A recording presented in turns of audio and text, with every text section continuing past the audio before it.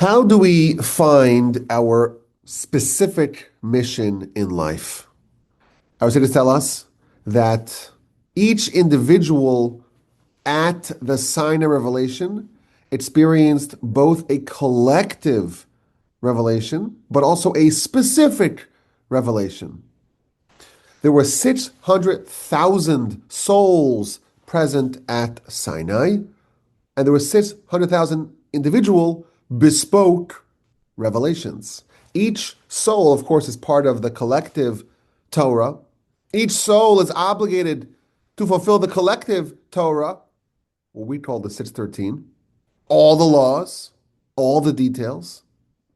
But there's something specific that the Almighty endowed each soul to fulfill. There's a specific mission that each soul has that they are obligated to fill. It carries Sinaitic weight.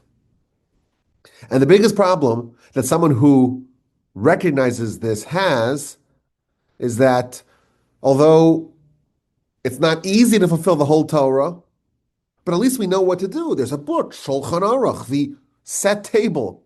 You want to read how to live as a Jew? You want to fulfill every detail of the Torah? You want to do exactly what the Almighty asks of you in a general way? You could do that. You find the laws. It's all spelled out. It's all explicated. But if we're told that everyone has to chart their own path in life, and everyone is different, everyone's one of a kind, an endangered species with only one living member, everyone has a different soul with a different specific mission, how do you identify what that is? How do you find your mission? How do you find your path? We can look at our responsibility as being twofold. There's the general requirements, what we could call the Torah that the nation received at Sinai, the Torah that we have. And there's a specific something for each individual. What is asked of me is not exactly what was asked of Abraham, or of the Rambam, or of Rashi, or of anyone of the other people who have ever lived. There's something specific on top of the general requirements. There's something specific that each individual must fulfill. How do you find that? How do you identify your mission in life? There's a very famous comment by the Gaon of Vilna in his commentary to Proverbs, where he tells us that in antiquity, our nation had lots of prophets. How many prophets? So we know the names of 48 male prophets and 7 female prophets. And we have the works of these prophets. But the Talmud tells us that there were double the amount of prophets as there were people who left Egypt. Do the math. 600,000 souls leave Egypt. Double that, 1.2 million prophets over the course of history. And we know the name of a tiny fraction of the total collected cohort of prophets. So what did all the other prophets do? What did the run-of-the-mill standard issue prophet do? Every land, every tribe, every city had prophets. What did they do? There were schools designated and designed and engineered to train prophets. What was the role of a prophet? The Gaon of Vilna tells us the role of a prophet was to be able to understand exactly the origin and the mission of every soul and to chart a path for every individual, not in how to fulfill the general requirements that are placed upon every Jew, but to identify for them what their specific root soul is and what they specifically must fulfill. So for 1,000 years following Sinai, says the Gaon of Vilna, this wasn't a problem.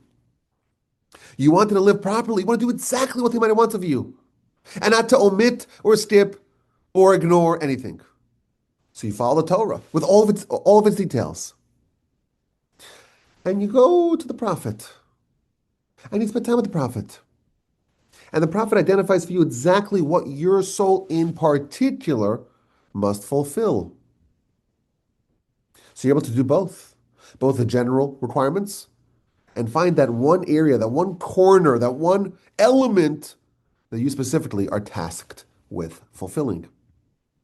Prophecy goes extinct at the beginning of the Second Temple era, and ever since then, we're like blind people groping in the dark.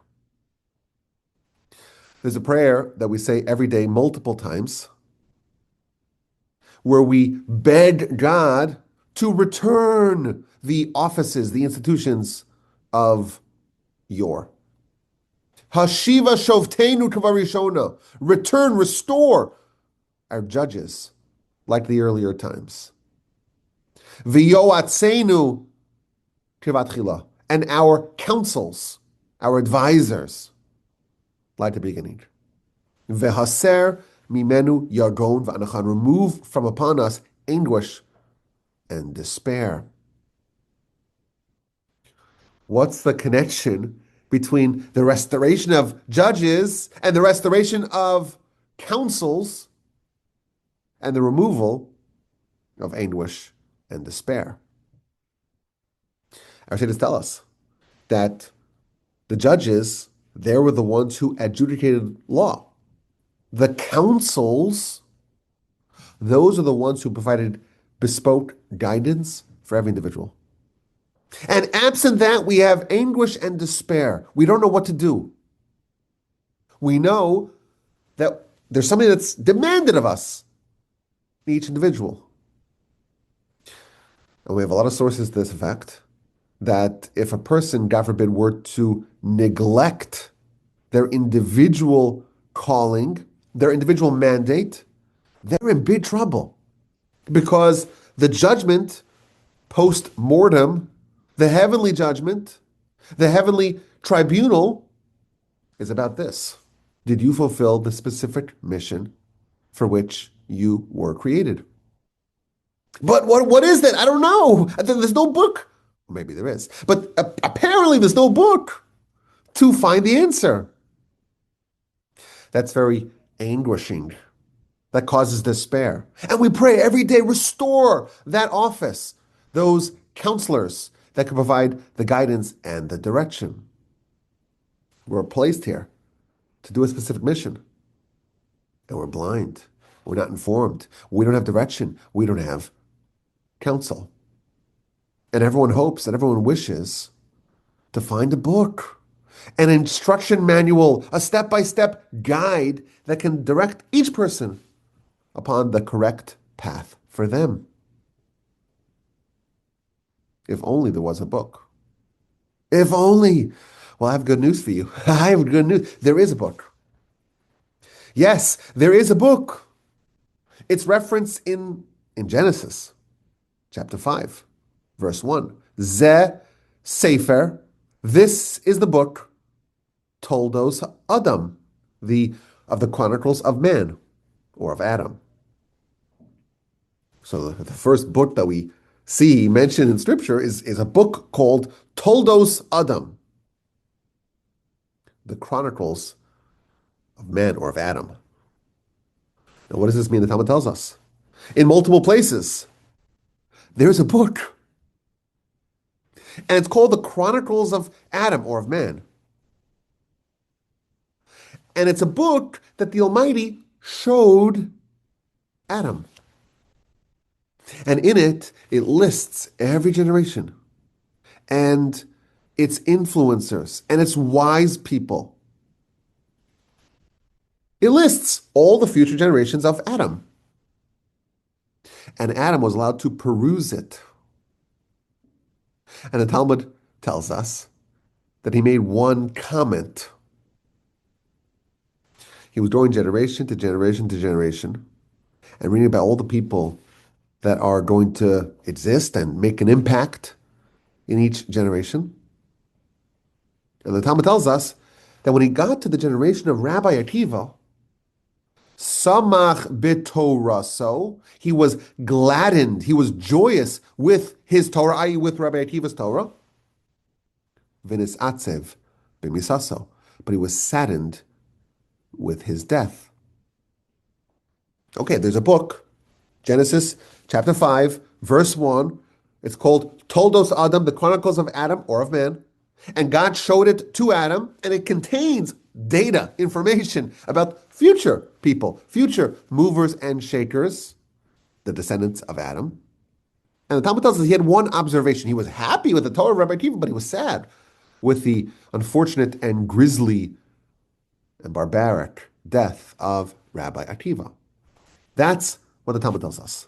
You open up some of the other books, like the Midrash and the Zohar, we find other observations.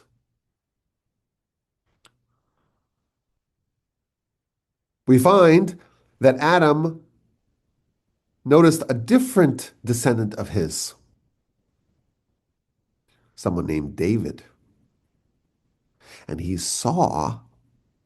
Adam saw that his descendant David was designated to live for only 3 hours. He was going to die very, very young.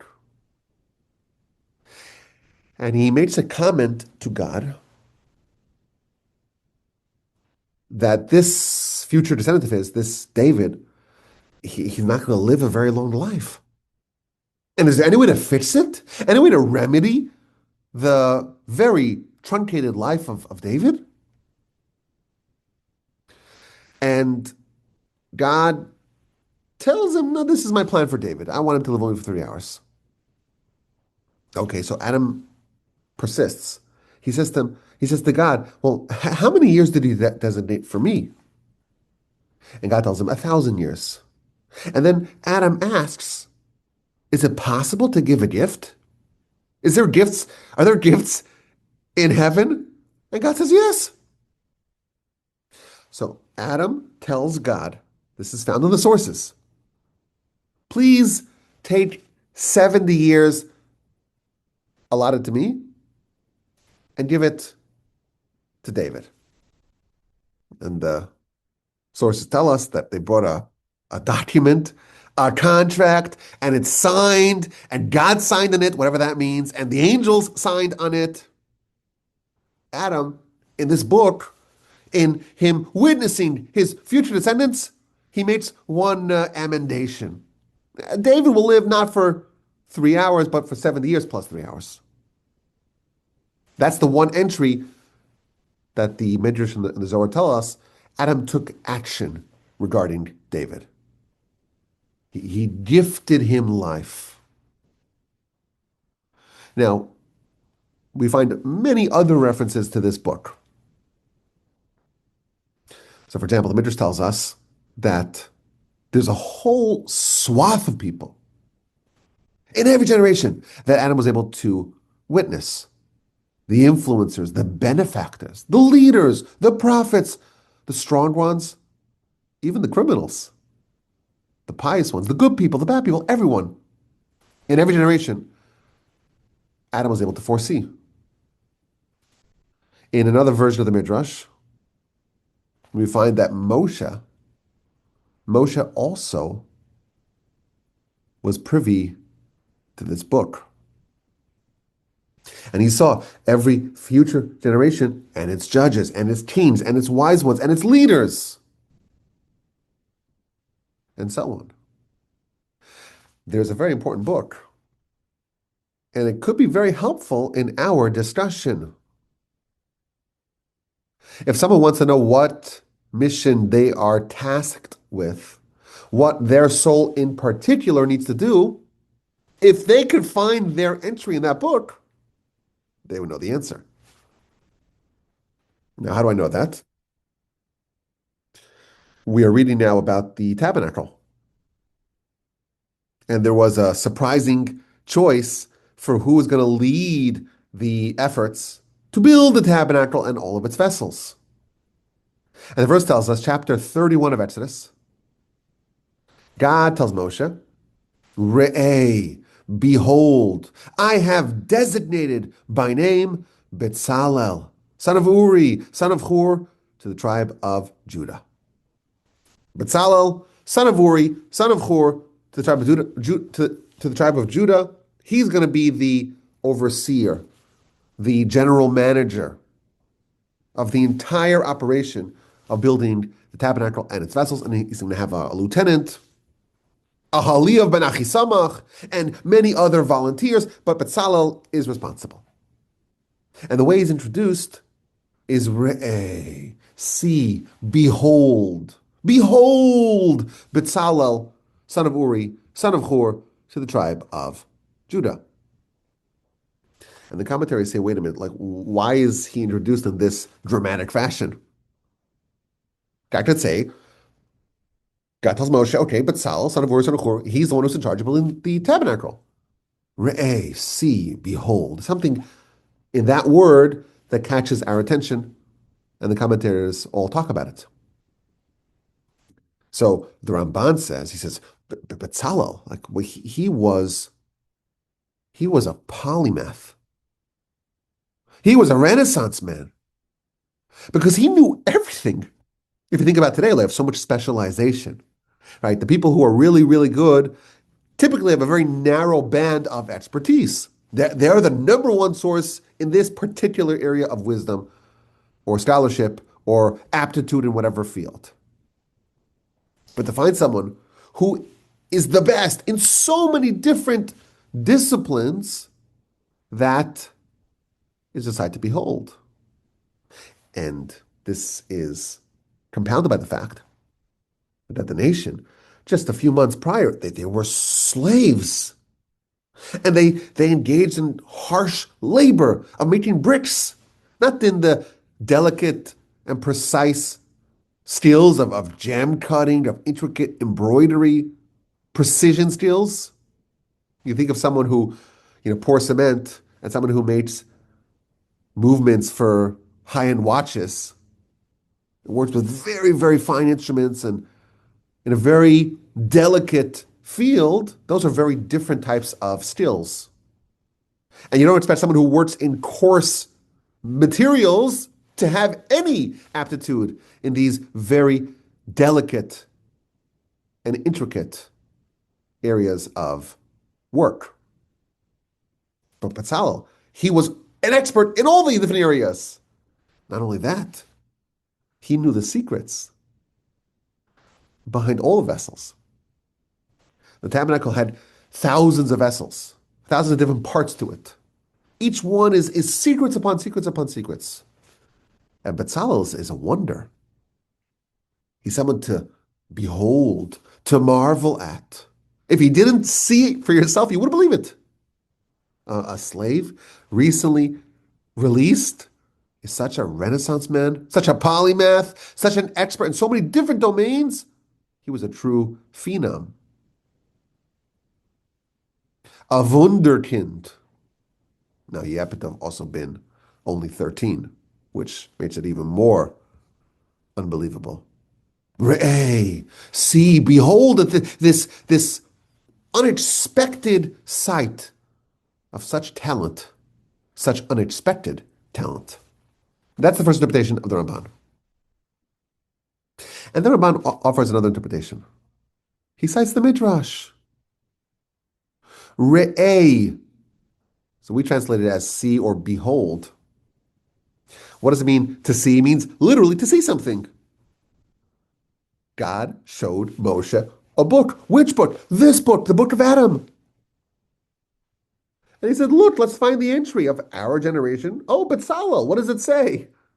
Bezalel, son of Uri, son of Hur, that descendant of Adam. It says he's the one who's the right guy to build the tabernacle. He was created already since the times of Adam. It was always the plan that Bezalel will build the tabernacle. Re'eh literally means see it. See, I'm showing it to you in the book. On page 8012. I don't know that for sure. I'm going to categorically deny having ever seen that book. But Re'eh, says the Ramban, according to the Midrash. See, look, in the actual book. That's what it says. He's the right guy. Obviously, it's in the book. Bezalel, since the times of Adam, thousands of years prior. He was already in the book. He was already written down, enshrined in the book, and therefore he must be the right person for the job. How did Bezalel know which mission he had in life? Well, he was in the book, right? Moshe saw the book, and therefore the Torah tells us, look in the book. That's what it says. That's what it says, and that he's the right guy for the job. So we see that this book can guide a person into finding their particular path in life. So I think if we had access to this book, if we could just take a little glimpse into our own entry, we would know the answer to our question. We wouldn't even need the prophet. We wouldn't have any anguish or despair. We would know exactly what career path, what specific area to focus on. Of course, everyone must observe all of it. We know that, 613, and all the details, every jot and tittle of the Shulchan Aruch, for sure. But Bezalel is the one to build the tabernacle. And Rav Ashi is the one to write the Talmud. And every one of us has some mission, probably a lot smaller, but something that we are commanded to do, that we are tasked with. That's our entry in the book of the Chronicles of Adam. We can find what we need to do. We could also find what we don't need to do. Yes. The Talmud tells a story of a physician who was a great sage. He was such a great physician and such a great sage that he appears hundreds of times in the Talmud. But he was also the physician of Rabbi Judah the Prince. His name was Shmuel. You'll find his name probably maybe 1,000 times in the Talmud. He was one of the founders of the Babylonian Torah world. And the Talmud tells a story that he was serving in his youth as the physician of Rabbi Judah the Prince.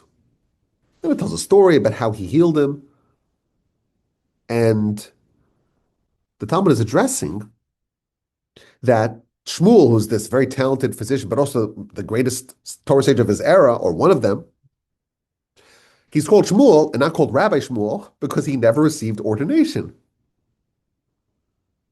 And the Talmud says that every time there was an effort to try to ordain Shmuel, it didn't work out. No matter what was tried, it just didn't work out. It doesn't tell us what happened, it just didn't work out. And Shmuel says, he says, don't even try. Don't try to ordain me. It won't work. I know I will not be ordained as a rabbi. Why? Because I saw a book. I saw a book. Which book? The book of the Chronicles of Adam. And I found my own entry. And it says, Shmuel, Yarchinai. This person, Shmuel, Chacham Yisteri. He will be deemed a Chacham, a wise one. Meaning he'll be talented, people will consult him, he'll be a physician. Verebi lo yiskari, but he will not be called a rabbi. So no matter what you try, I know it's already preordained, foreordained since the times of Adam. I'll have a role, I'll have greatness, I'll have distinction, I'll be a wise one, but it will not be a rabbi. So there's a book, and it has all the answers to our dilemma, to our anguish and despair. It's a book featured in the Torah. It's the Chronicles of Adam. And it lays out, it delineates exactly the mission and responsibilities, the individual mission and responsibility of all of Adam's descendants. We don't have prophets. We're a non-profit organization. No problem. We have a workaround. It's called this book. And here's the problem. There's nowhere to find it. They haven't found this book or a copy of this book anywhere. From my research, I found references to only 3 people seeing their entry or seeing the book at all. We're told that Adam saw it, and Moshe saw it, Adam saw it, and he was given insight to all his future descendants, and he made a comment about Rabbi Kiva, and he made an intervention with David. And Moshe saw it. Moshe was shown, oh, Betzalel, he's the one who's going to build the tabernacle. Look, it says in the book. And Shmuel, who lived about the year 200 of the Common Era, he saw it. You won't be a rabbi. How did he see it? It seems very strange that, Adam, of course, but Moshe, and then for 1,500 years, no one has access to this book. And one person that we know of, Shmuel, he saw it. How did he see it? How did he catch a glimpse? There's no record as far as I'm aware. Let me know. RabbiWilliam.com. You find another reference to someone seeing this book. No reference of any of the prophets, not David himself, and not Solomon, and not Joshua, and not Elijah the prophet, and not Ezra the scribe. No one saw this book. Moshe was shown by God. Adam was shown by God. And Shmuel, somehow, he got a copy, or at least he got a glimpse into his own entry.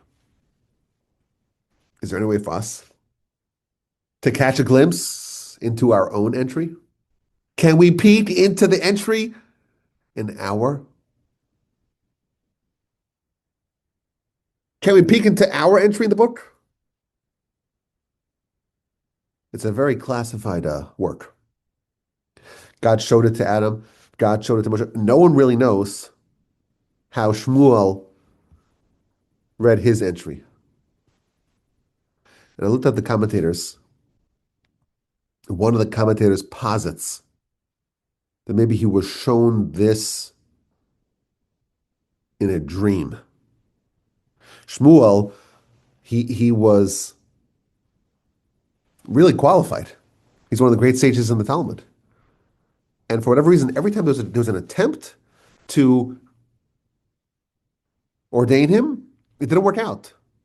So heaven showed him in a dream to not worry, don't fret too much about trying to get the ordination. It's not going to work out. So maybe that's how he saw it. I want to suggest that there's a way for us to see our entry into the book. And what I'm going to propose is very logical. It makes a lot of sense.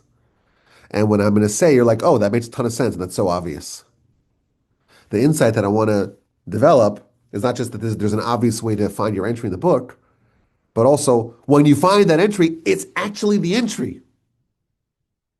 You probably think, oh, he's overselling it again. But let me know when we're done. Is this persuasive?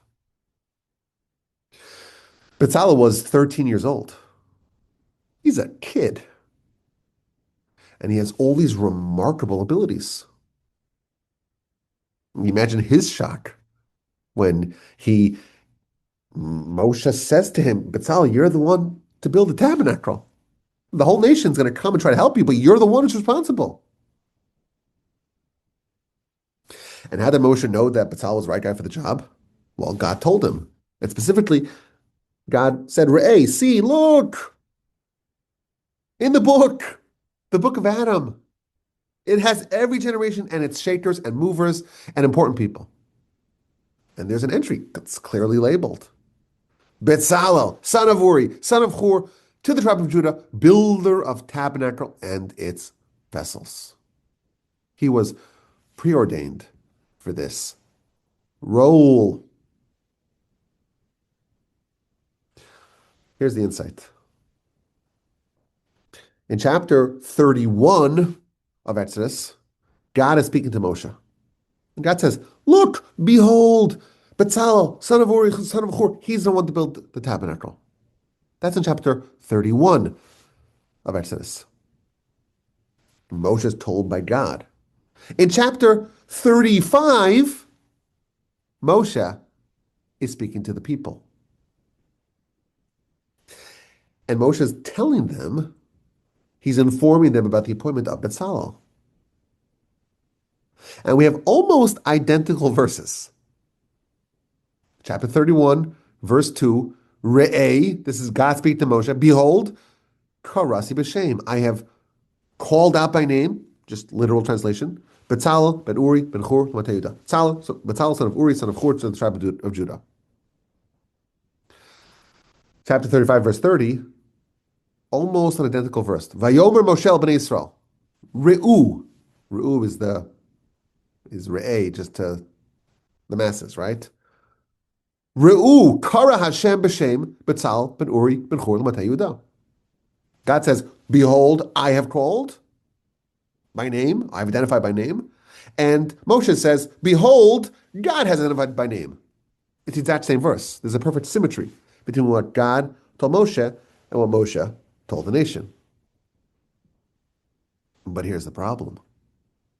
When God told Moshe, Re'eh, see, behold, he showed him the book. So the Midrash says, Rabban quotes the Midrash. So when Moshe goes to speak to the nation, he didn't show them the book, as far as we know. He didn't have the book. He certainly did not show the book to the nation.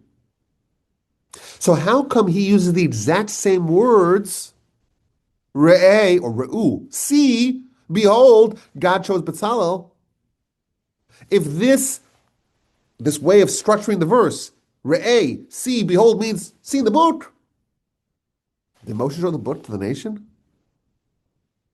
It's hard to believe. It's hard to imagine. So here's my theory. There are two ways to see the entry in the book. There's one way where if God were to show it to you, God showed it to Adam, God showed it to Moshe, maybe God showed it to Shmuel, the great sage physician, but not a rabbi, maybe in a dream. Maybe there's a way to see it just prophetically. But I want to suggest that there's another way to see it. You could actually see it. You could see the entry in the book without ever seeing the book. Moshe tells the nation, Re'u, see. See in the book. I'm not going to show you the book, but you'll still see in the book. You'll see, and you'll know for sure that Betzalel is in the book, even though you will never see the book. Because Moshe continues. And Moshe spends 5 verses delineating the immense skill set of Betzalel. He tells the nation, this is verse 31 of chapter 35. Vayimale oso, he was filled, Ruach Elokim, with the Spirit of God. Bechachma, with wisdom, betfuna, with insight, bedas, with knowledge, uvechol melacha. In every craft. Every craft. Every craft. Not a single craft Betzalel was not completely proficient in. V'lachsho machshavos, and to make designs. Bezahav, bakesef benchoshes, to design, to make gold, silver, and copper. And to cut stones. And to carve wood. And to do work in every designer craft. And also to give instruction, to be a leader of men. He was endowed with great skill in every work, as a carver, as a designer, as an embroiderer, in blue wool and purple wool and crimson wool, in fine linen, as a weaver, as a worker of all crafts, as a maker of all designs. Moshe spends 5 verses where he overviews the immense skill set of Betzalel. Moshe, I want to propose, did show them the book and its entry on Betzalel. He just did it in this circuitous way. He laid out all of Betzalel's qualifications. How does someone who is a recently released slave, only 13 years old, how did he have this very specific set of abilities? Who gave that to him? Obviously, he got them from God. They're God-given. Why would God give all the precise skills needed to do everything needed to build the tabernacle? Unless, there's no other reason why, unless God wanted Bezalel to do that, he wouldn't have had the exact skill set to do just that. Moshe, he did show the nation the entry of Bezalel in the book of Adam. Look at it. Bezalel has the exact skill set needed to do this. The only reason why Bezalel will be given by God this particular constellation of skills, it's only for the purposes of using those skills. And those skills are a perfect match for what's needed to build the tabernacle. Moshe's telling the nation, I can't show you the book directly, but I can show you the book indirectly. You can reverse engineer Bezalel's entry in Adam's chronicle by examining the particular skill set that the Almighty endowed him with. All of us can also, I want to posit, we could also find our entry, a glimpse, take a peek into that hallowed book. When someone has natural gifts, abilities, skills, talents, it's from God. Why did God give that to you? Why do you have different skills than other people? You were given skills that are a perfect match to your mission. Whatever mission the Almighty prepared you to do. Whatever mission the Almighty endowed your soul with at Sinai. Whatever is the bespoke instruction that you need, the bespoke mission that you were designated to fulfill. That will always parallel the particular skills that you were endowed with. Maybe when Shmuel was shown the book and the book said, well, he'll be a wise one, but he won't be a rabbi, maybe it wasn't in a vision or a dream. Maybe he was able to intuit what it said about him in Adam's book by examining his own skill set and finding that he was not designed for the formal rabbinate. Maybe he saw his book the same way the nation saw what it said about Bezalel in the book. And maybe, just maybe, this can be the answer for us as well. Once you know, and once you see the abundant sources that tell us that the Almighty expects something specific out of every individual. Generally, we have a generic mission, and that's to fulfill every part of the Torah. But there's also something that's specific and completely unique to every individual. And the only way to find the answer is either if a prophet tells you, or if you find your entry in a book that no one can get access to. Here we find a back door. A back door.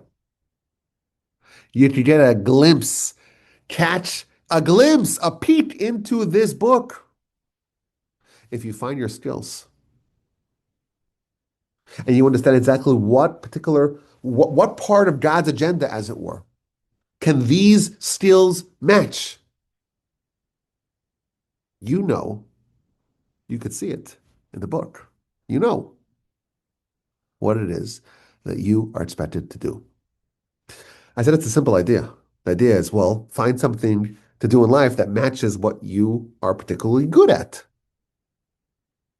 Maybe that's why it's not such a groundbreaking insight. But I want to propose that it's more than that. It's not just, oh, if you find your skill set, now you know what life path to take in a specific way. It's more than that. Now you know what you were commanded to do, what your soul was endowed with at Sinai, with a particular mission that you will be held to task if you don't fulfill.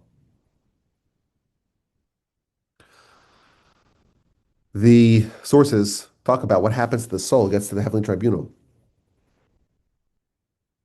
And the sources tell us that if the soul fulfilled every part of the Torah, but did not identify something unique to it, it didn't find its name, as it were. The name is what separates one thing from another thing, right? That's what a name is. A name, in a spiritual sense, is what is unique about you.